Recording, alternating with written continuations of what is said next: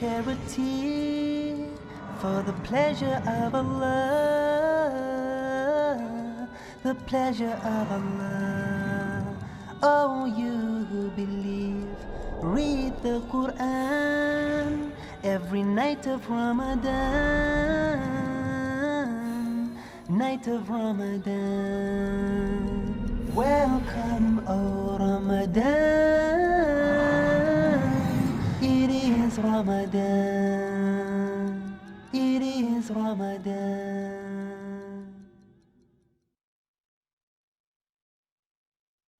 Dear brothers and sisters in Islam and humanity, Assalamu alaikum wa rahmatullahi wa barakatuh. May the peace, mercy and blessings of Allah subhanahu wa ta'ala be on all of you.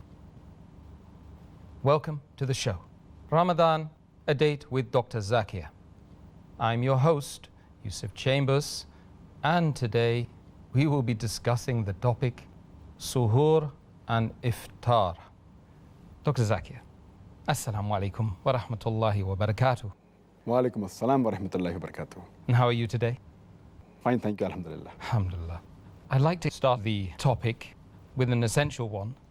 Even myself, I'm not 100% sure of the implications of the terms suhoor and iftar. Could you shed some light on these terms for us?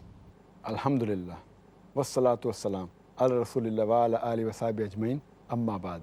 A'udhu billahi minash shaitanir rajim. Bismillahir rahmanir rahim. Rabbi shrah li sadri wa yassir li amri wahlul 'uqdatam min lisani yafqahu qawli. The word suhoor, it is derived from the Arabic word sahar, which means the later part of the night, and its plural is called as ashar. An Arabic word sahur means a meal which is taken just before the break of dawn, and the Arabic word suhoor is the act of taking the meal sahur. So suhoor is the act and sahur is the pre-dawn meal. As far as the Arabic word iftar is concerned, the word iftar is derived from the Arabic word fatr, which means to tear or which means to break.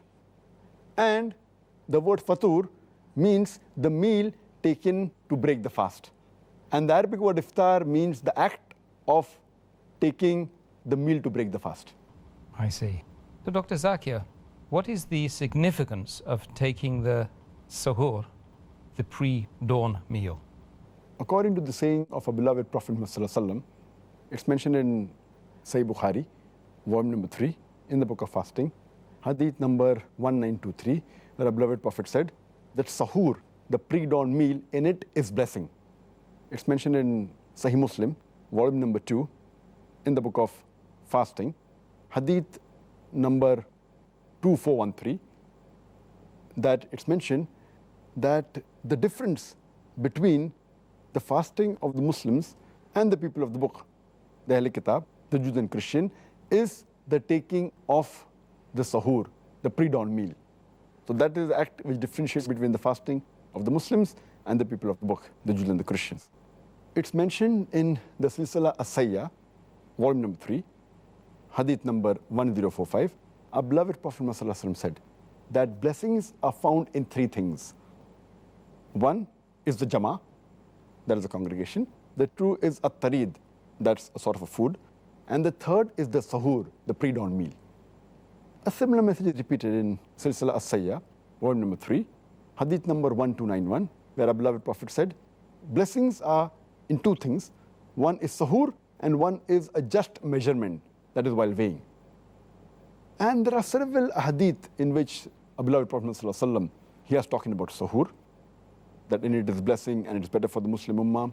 It's also mentioned in Sahih Al-Jami, volume number 1, hadith number 3683. One of the Sahaba enters the house of the Prophet when he's having his suhoor, and the Prophet says that in the suhoor is a blessing, so do not leave it. And a similar message is given in Musnad Ahmad, where the Prophet said that suhoor is blessed, so do not leave it, even if you have a gulp of water. Because Allah and His angels, they send blessings on the person who has suhoor. And similar messages given in several Sahih Hadith, including Sunan Abu Dawud, volume number 2, Hadith number 2337, where a person enters when the Prophet is having his suhoor, and the Prophet says that have suhoor, it is a blessing for you, and in the suhoor is a blessing. So there are various hadith talking about the blessings of suhoor. So it is a ni'mah. And the reason the Prophet always said that have suhoor, so that the people don't overburden themselves. Because when we fast, they should have the suhoor. So that, they don't overburden themselves and they have the proper fast.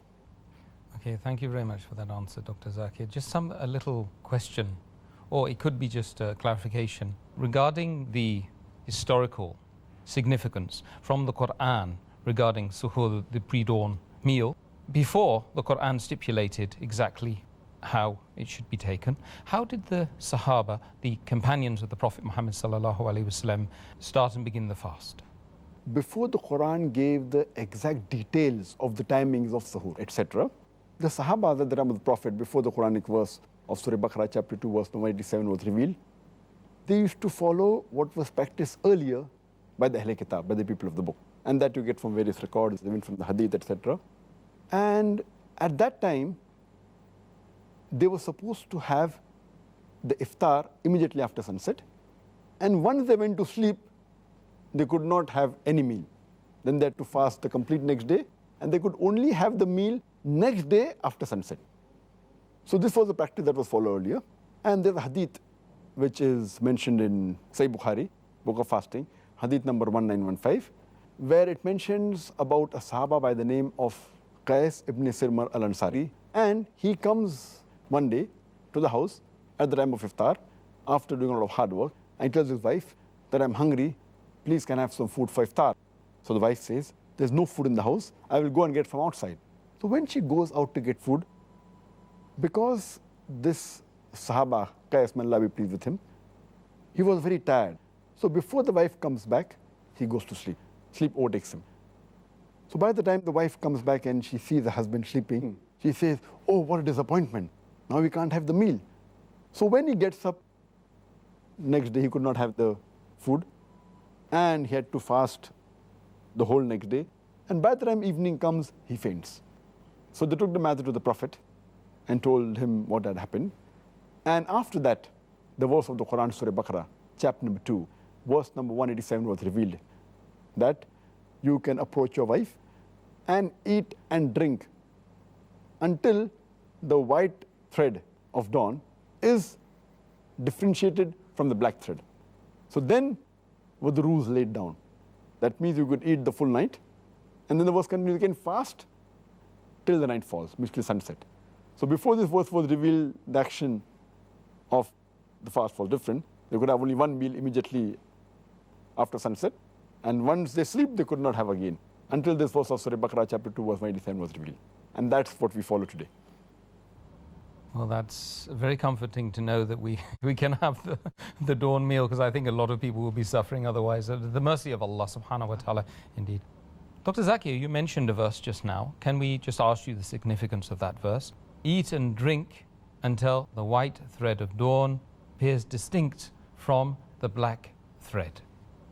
When this verse was revealed for the first time, Surah Baqarah chapter number 2, verse number 187, it said that eat and drink till the white thread you can differentiate from the black thread.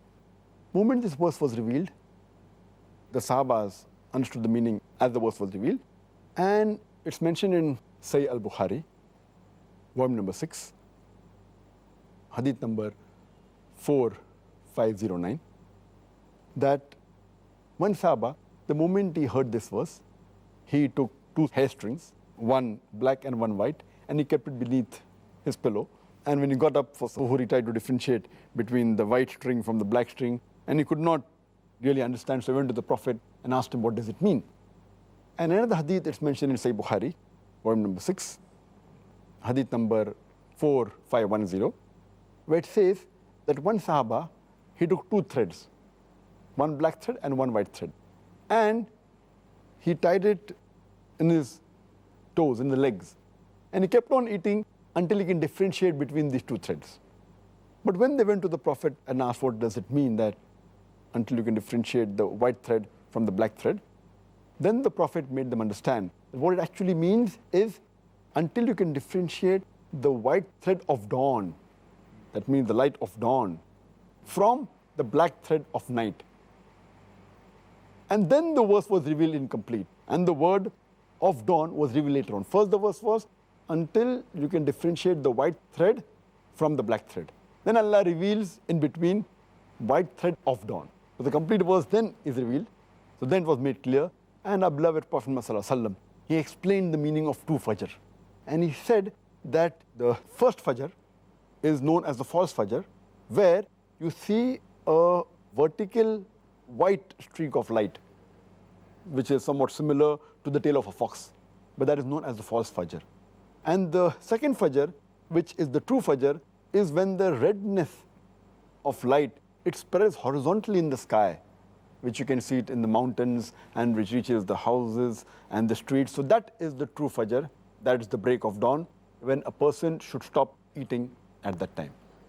And this is clarified further in the hadith of the Prophet ﷺ. It's mentioned in a Sahih hadith of Al-Bayhaqi, hadith number 8003, where the Prophet said, the first fajr does not prohibit you from eating the food, and it does not make the fajr prayer lawful.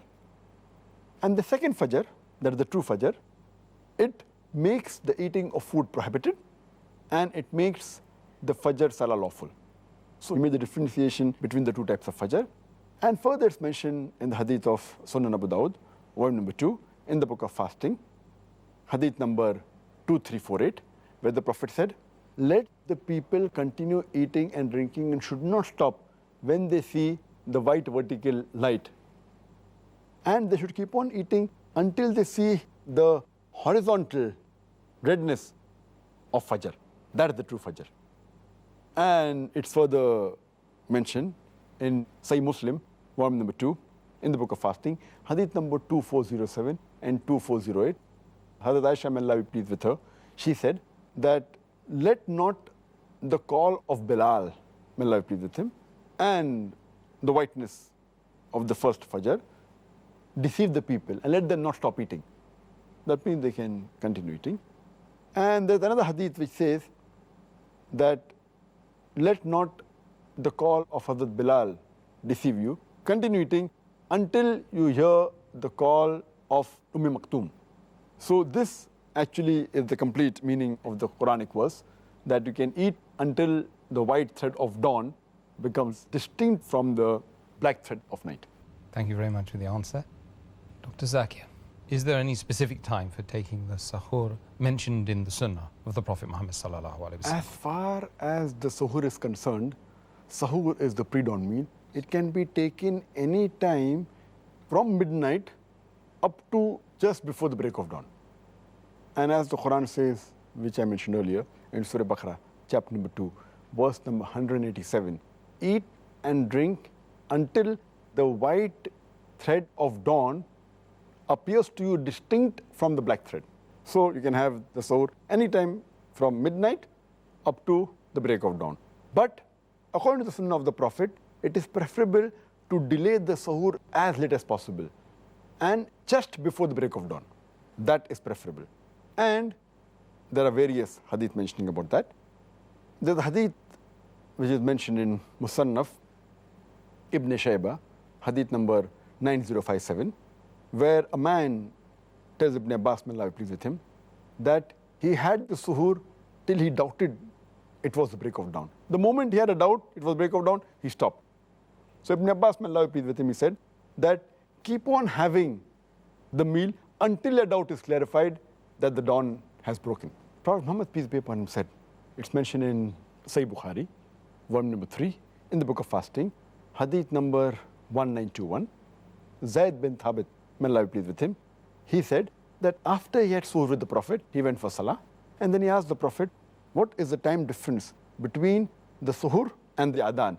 So the Prophet replied, it is equal to the time required to recite 50 verses of the Quran.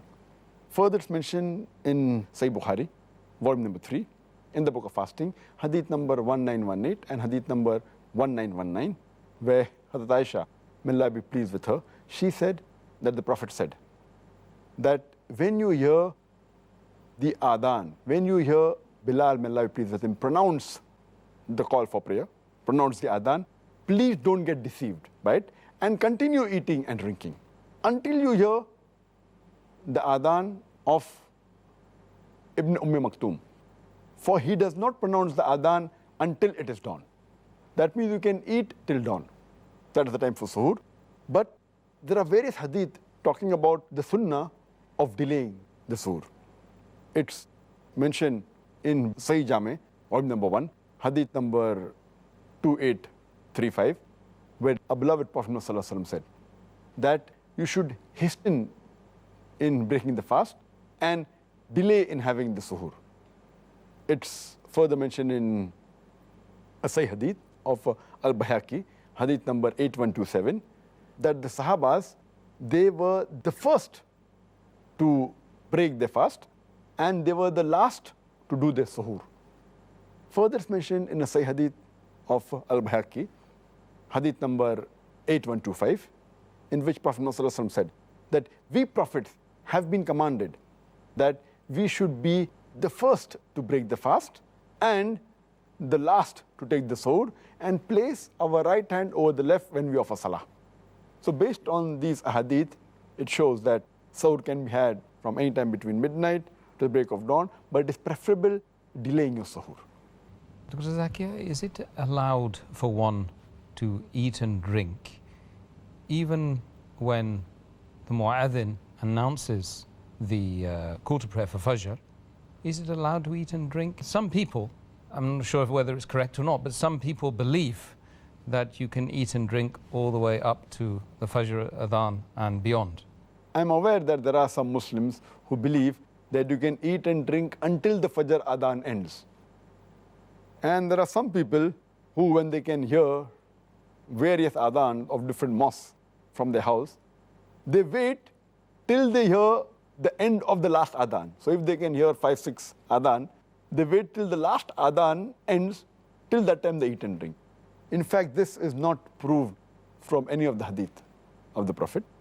And anyone who innovates a new thing in the deen, it has to be rejected.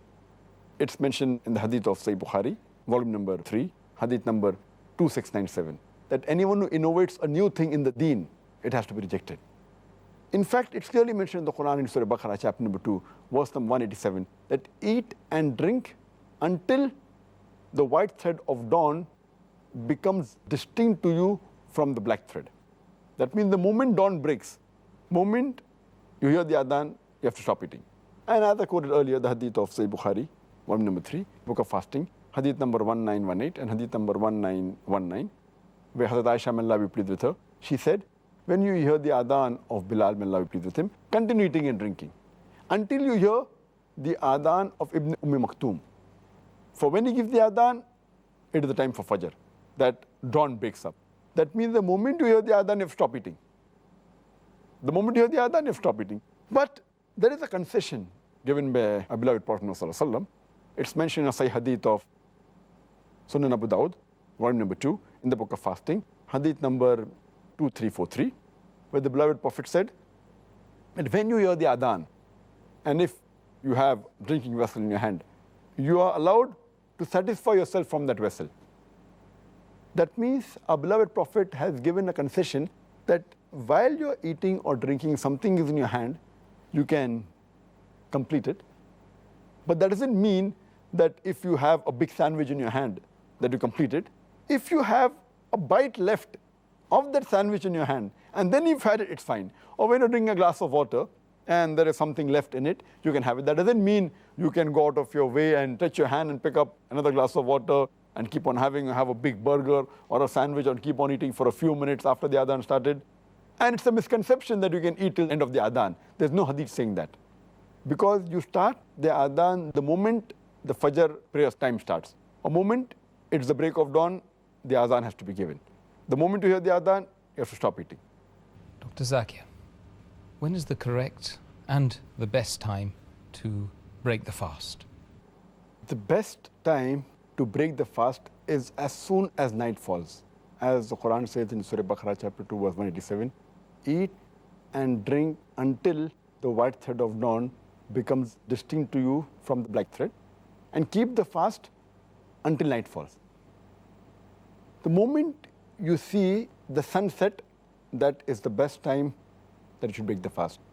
And there is a hadith of Muhammad Sallallahu Alaihi Wasallam mentioned in Sahih Bukhari, volume number 3, in the book of fasting, hadith number 1954, where the beloved Prophet said, when you see the night falls from this side and the day vanishes from this side and the disk of the sun sets, you have to break your fast. Another hadith mentioned by Abu Sa'id, may Allah be pleased with him, of Sahih Bukhari, volume number 3, book of fasting, chapter number 45. He said, we broke the fast moment we saw that the sun had set. And our beloved Prophet, Muhammad Sallallahu Alaihi Wasallam, as I mentioned earlier, it's mentioned in Sahih Jami, volume number 1, hadith number 2835, that the beloved Prophet said that you should hasten in breaking your fast and you should delay your suhoor. It's mentioned in Sahih Hadith of Al-Bayhaqi, hadith number 8127, that the Sahabas, the companions of the Prophet, they were the first to break the fast and they were the last to have the suhoor.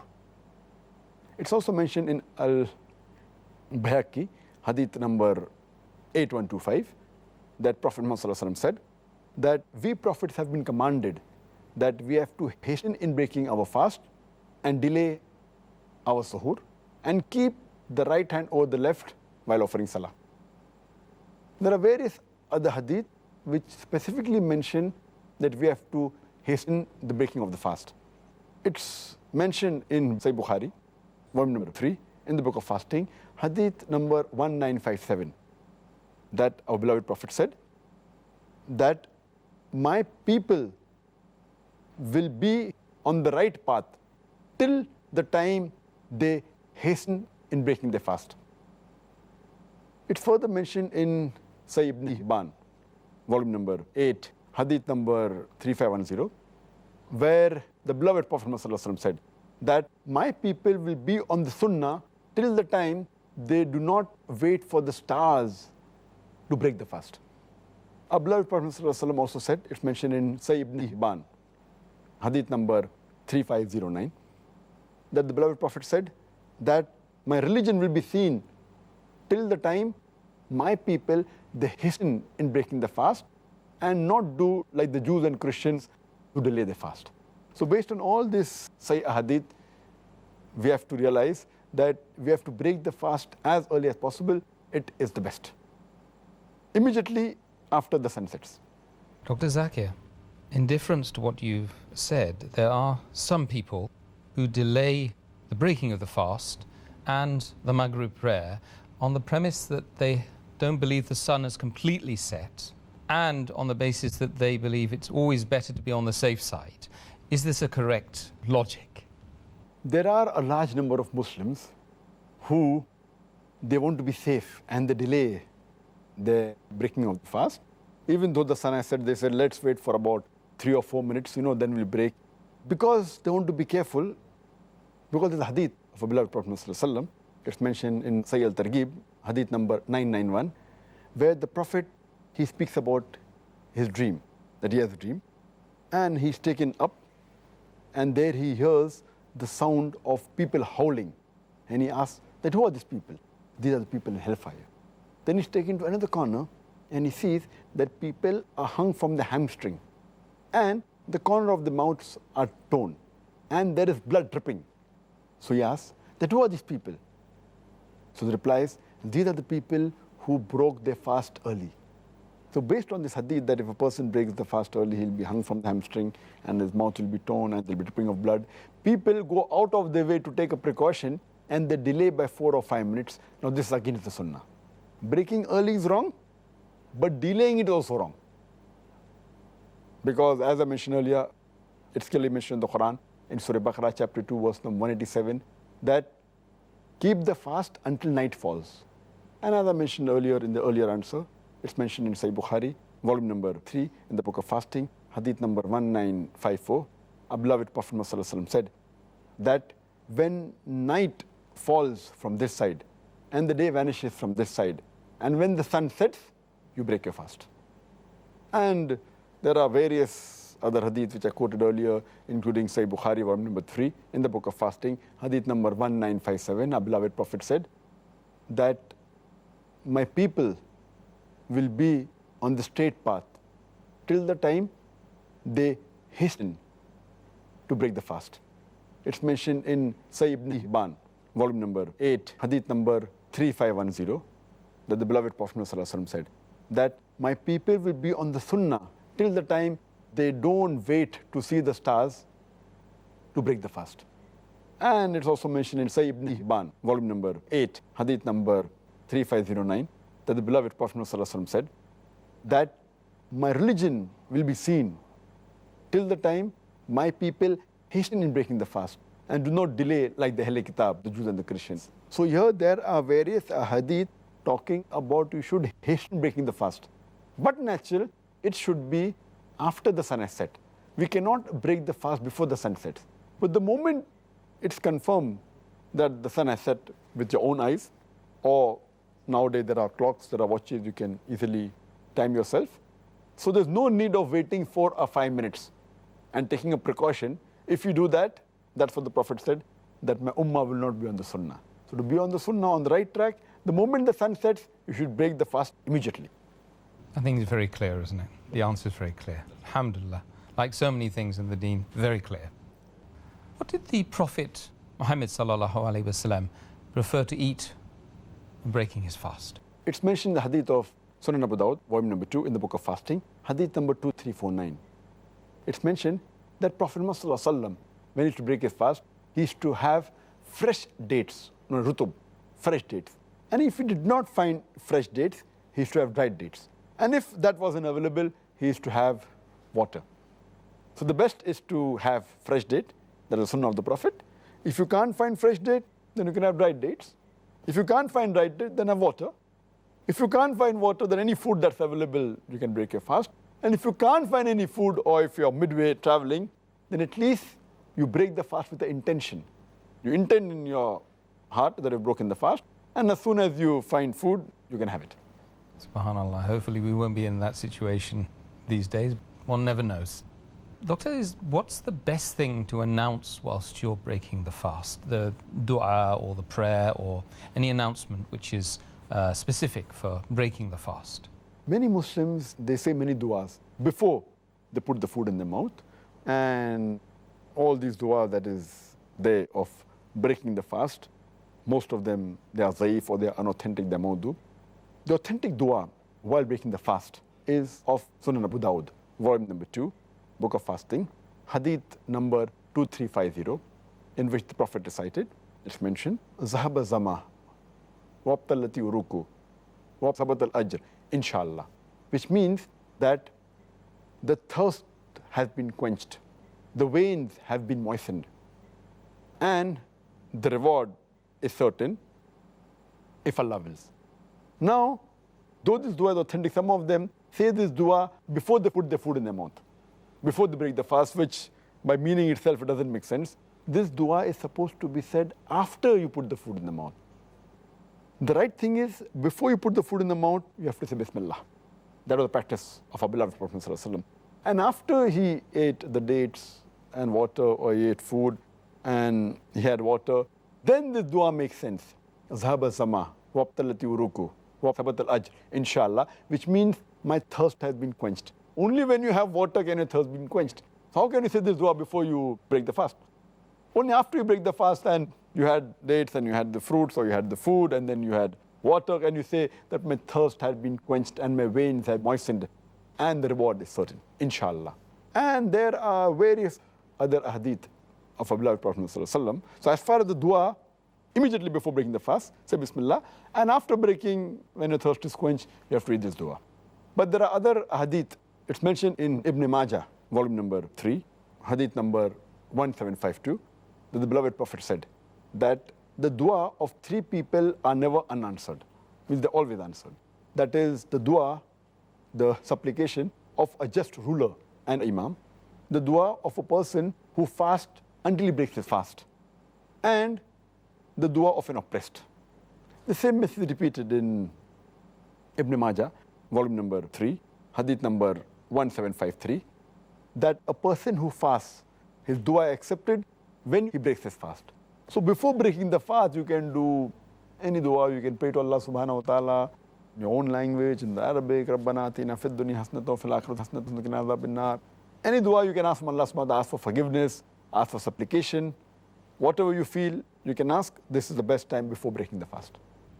Thank you very much, Dr. Zakir. Now we are furnished with the information. We can go out there and break our fast more appropriately, inshallah. Dr. Zakir, now we've completed the interview stage on suhoor and iftar. Once again, we have many questions from the audience, and I think it's time that we answered some of them, don't you? Inshallah.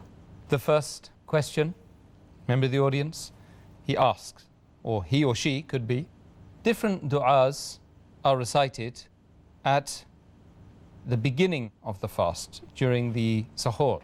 Which is the most authentic? As far as reciting any dua, I do not know of any Sahih hadith in which the Prophet has recited any dua at the suhoor time, or any of the Sahaba has mentioned any dua. I don't know of any. In fact, what our Prophet said, it's mentioned in the hadith of Tirmidhi in the book of fasting, hadith number 730. Our beloved Prophet said that anyone who has not intended to fast before dawn, there's no fast for him. The Prophet so said, hadith of Sunan Nisai in the book of fasting, hadith number 2331. Our beloved Prophet said, there is no fast for a person who has not intended to fast the night before. That means intention is compulsory for fasting. It should be done before the break of dawn, or as the hadith says, that the night before. Means any time before the break of dawn, you can intend. But when you intend, you need not say it loudly. It's not required, because you intend in the heart. So the main thing is intend in your heart that you're going to fast, and that's sufficient. When you want to pray, you intend, you do niyyah for praying, and you pray. You don't have to say it loudly. The same way, you don't have to say that I intend to fast. But many people, many of the Muslims have invented words in Arabic or in different languages that I intend to fast tomorrow, etc., which we don't find in any of the Sahih hadith, and neither do we find in the sayings of the Prophet or of the Sahabas. So the best is to intend in your heart, that's it, and there's no particular dua for suhoor. Okay, that's very enlightening, that answer. Hope that answers the question of the participant, the audience. Next question from our audience. If a person has the intention of waking for the suhoor, but unfortunately he or she doesn't manage to wake up, is his or her fast still accepted? If a person before sleeping has the intention of fasting tomorrow, and he had the intention of getting up for suhoor, but could not get up for suhoor because he overslept, etc., having suhoor is not fard, it's a sunnah. Our beloved Prophet said in Sahih Bukhari, volume number 3 in the book of fasting, hadith number 1923, he said that in the suhoor is a blessing. It's a sunnah, recommended sunnah, but if a person oversleeps, it's not a fard to have suhoor, because he had the intention of getting up, he had the intention to fast, his fast will be accepted. Jazakallah khair, Dr. Zakir. Next question. Somebody wants to know, did the Prophet Muhammad sallallahu alaihi wasallam recommend any particular food for the dawn meal? It's mentioned in a Sahih hadith of Sunan Abu Dawud, volume number 2, in the book of fasting, hadith number 2338. The beloved Prophet said, the believer's meal, the best is dates for suhoor. For the pre-dawn meal, for suhoor, the best meal is the date. The Prophet also said, it's mentioned in Musnad Ahmad, hadith number 11086. The Prophet said that have suhoor even if it's a gulp of water. So the best is dates, and he had other things, and we should also have water. So these are the things that the Prophet recommended for suhoor. Dates must have some amazing scientific qualities. We need a program in itself just to discuss that. Dr. Zakir, next question, question 4. There's a hadith which mentions that if a person eats or drinks forgetfully, then Allah has provided him with food and drink. Last Ramadan, whilst fasting, my husband requested me a glass of water. Not realizing that he was fasting, I served him with a glass of water and he drank. Should I have reminded him that he was fasting, or consider it a provision from Allah? The question is rightly mentioned that the beloved Prophet ﷺ, he has mentioned in Sahih Bukhari, volume number 3, in the book of fasting, hadith number 1933, the beloved Prophet said that if a person unintentionally, out of forgetfulness, while fasting, has something to eat or drink, he should complete his fast. And what he has eaten and what he drank, he should think it's from Allah subhanahu wa ta'ala. So, but a person who has unintentionally, out of forgetfulness, it is totally valid, he can complete the fast. But here, the husband has forgotten. The wife knew it very well. What the wife should have done was, she should have reminded the husband. Because the Quran says in Surah Al-Imran, chapter 3, verse number 110, تَأْمِرُونَ بِالْمَعْرُوفِ وَتَنْهَوْنَ عَنِ الْمُنْكَرِ. Enjoin what is good and forbid what is wrong and believe in Allah. So here, it was the duty of the wife to remind the husband that he was fasting. And Quran says that ta'awun al-birri wal-taqwa, that they have to help each other in good deeds, goodness and righteousness. So here it was the duty of the wife, because she knew that the husband was fasting. If she did not know and she gave it, it would have been forgiven. But because knowing very well that the husband was fasting, she purposefully gave it to him. I feel what she had done is wrong. It's a sin. But as far as the husband is concerned, he asked for water not knowing that he was fasting. His fast would be accepted, it would be completed, and that's the provision of Allah. But she should have reminded him. So she's at fault, the husband is not at fault. Jazakallah khair for the answer, Dr. Zakir. Another question, we're racing through them now, we've got so many questions, subhanAllah. How do we calculate the time of suhoor and iftar in countries which have no distinction between night and day?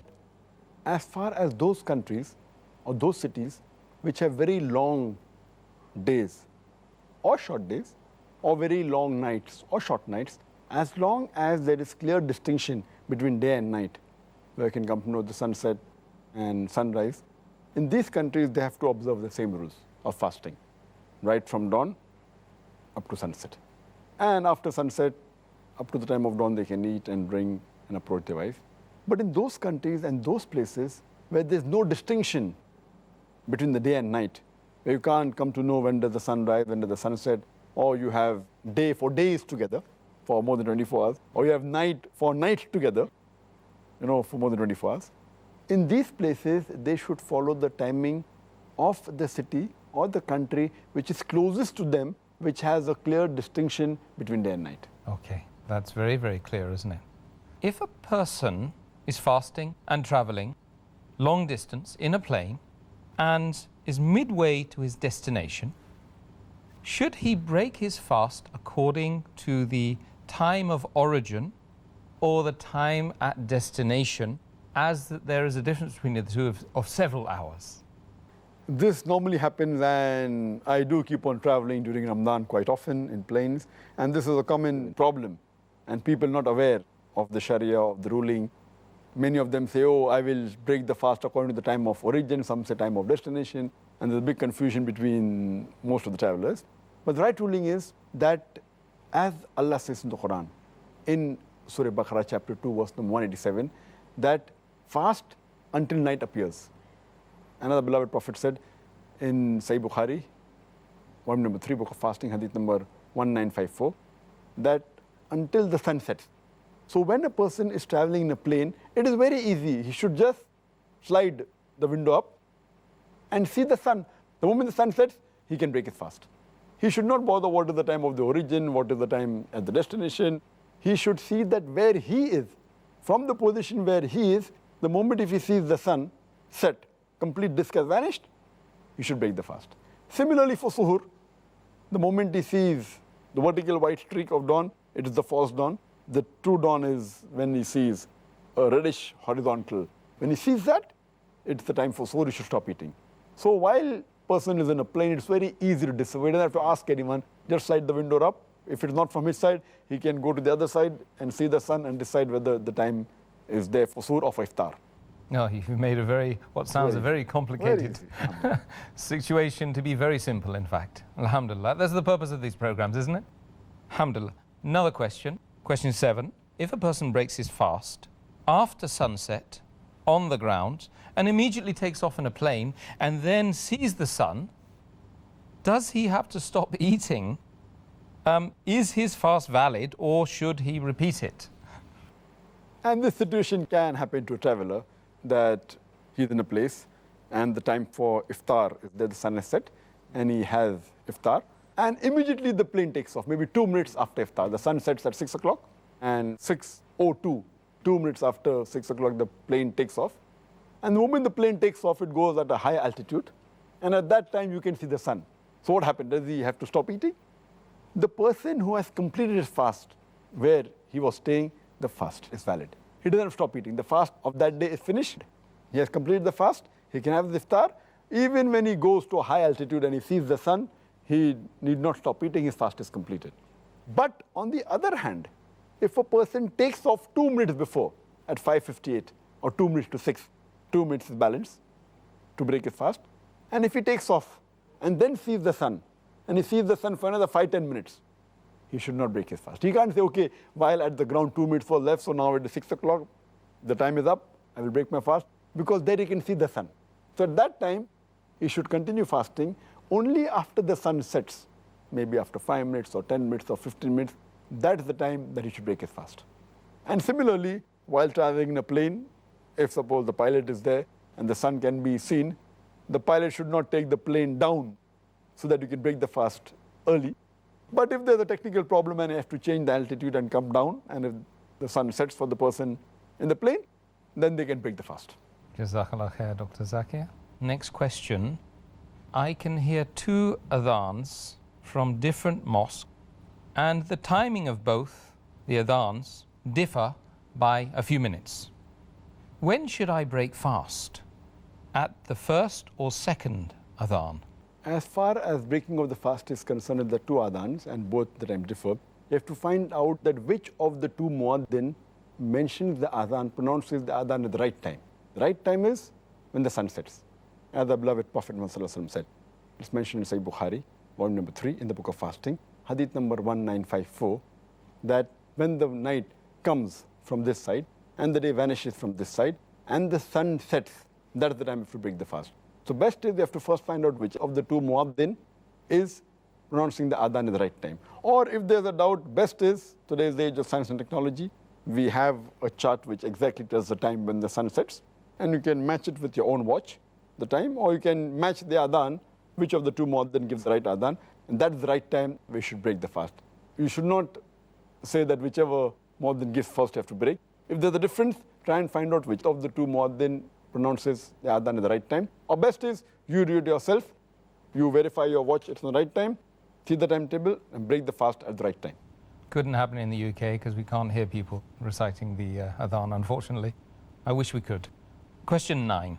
Once we invited a guest for iftar. He said it is discouraged to talk whilst eating in the religion of Islam. Is he correct? I don't know of any hadith of the Prophet Muhammad where he said that you should not speak while eating, etc. In fact, Allah says in the Quran in Surah Nisa chapter 4 verse 59 that if there's a difference, go back to Allah and His Rasul. There's no text in the Quran which says you should not speak while eating. There's no text in the hadith in which the Prophet commanded you should not speak while eating. In fact, there are hadith exactly the opposite. The Prophet spoke while eating. For example, if you read the hadith of Sahih Muslim, volume number 3, hadith number 5093, where the Prophet was served vinegar and he said that vinegar is a good food while eating. There are other hadith in which the Prophet said that do not eat with your left hand, for the Satan eats with the left hand. Again, this is while eating. Other hadith of Sahih Bukhari, volume number 7, hadith number 5376, where the beloved Prophet ﷺ said there was a boy who was eating with the Prophet and he was moving his hand around. So the Prophet said, eat with the right hand and eat from what is close to you. So this he said while eating. So all these hadith prove that there is no restriction for speaking while eating. Whenever there's a difference, go back to Allah and the Rasul and we'll get the answer. That's very clear, thank you. Last question. If a person's earnings are known to be haram, can we accept his iftar invitation? There's no hadith saying that you cannot accept the invitation of iftar of a person who has unlawful earning. In fact, there are hadith showing that Prophet Muhammad, he went to the meal when invited by the Jews, and the Quran says the Jews used to involve themselves in usury, and usury is a bit haram. So based on the fatwas of various scholars, they say that if such person calls you for iftar, it is a blessing for you and a sin for him. If he has earned something from wrong means, he'll be held responsible, you won't be responsible for that. Jazakallah khair, Dr. Zakir, for that final answer. That is, we've reached the end of today's show. We've been talking, of course, about suhoor and iftar. And, brothers and sisters, now you've got plenty of ammunition to go forth in this Ramadan. Make sure you start your fast and end your fast in the correct way. I ask Allah subhanahu wa ta'ala to bestow peace and blessings upon all of us during this holy month of Ramadan. And I would ask you to join us tomorrow, same time, when we will be discussing the objectives of fasting. Assalamu alaikum wa rahmatullahi wa barakatuh.